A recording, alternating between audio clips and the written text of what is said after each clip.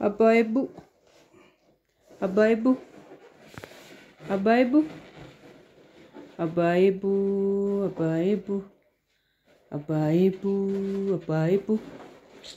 Ashama akkam jirtu fayyaa keessanii nagaa keessanii nageenyi faraarri waaqayyo saniif baay'atu abbaan eebbuu sargii beebbuu wayni molidatti eebbuu shirri guddi jedhaa jira of hin beeku alla kuno anfata koo miiccadhee olee dadachaafachuuf achi godhadheen jira fiinyaa isaa afuufee kunaas godhateera sirra naqateera uffatuma walakkaa naqatee Fatuma walakkaa naqatee lafarra naqatee abbaan eebbuu ishee bakka eessatti fannifatatta alaa kun asitti fannifateera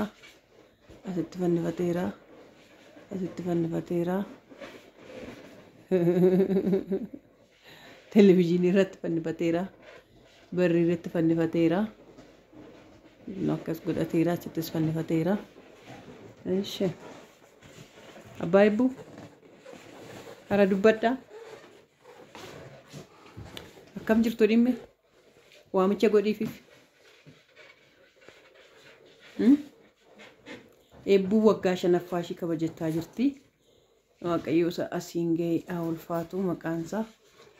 Jennaa asitti kun inni babbareessaa fi jira bakka halkanidha halkan walakkaadha. Inni qixeessaa jira abbaan eebbuu.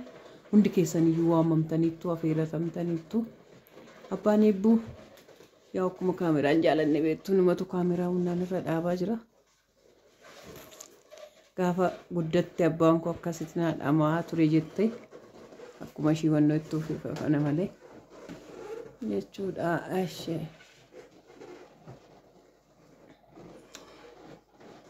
ishiin iftu ganaa aha bakka hundumtu keessanii like share godhaati borsaati kudhan irratti waamamtaniittu ishee dilbata jechuudha sa'a 10 irratti afaan amaariffaa irratti nu eegaa sinin jenna yoo dabnuu danda'ame immoo asirratti siniif gallagaru yoo dadhabame afaan amaariffaa irratti link isa jalan sinii godhaa achitti nu eegaa jenna ay abbaa eebbuu ashaba kakkamatti malee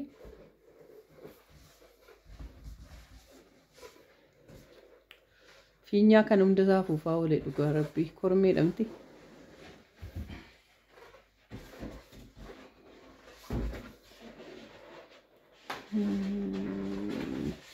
Asiilee diikoorii gochuudhaaf garuu xiqqoo ishee.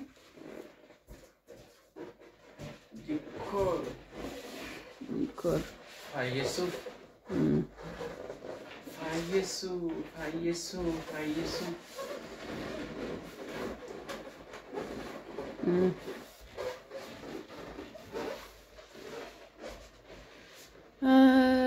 Baga dhalattee eebbuu jedhani baga dhalattee jirra fidduqqe dhaarti waan tiraasii maachirra goote eessa bakka wannoo ishiitis tiraasii goote bakka dhiise tiraasii maal boraatee jechuudha akkasidha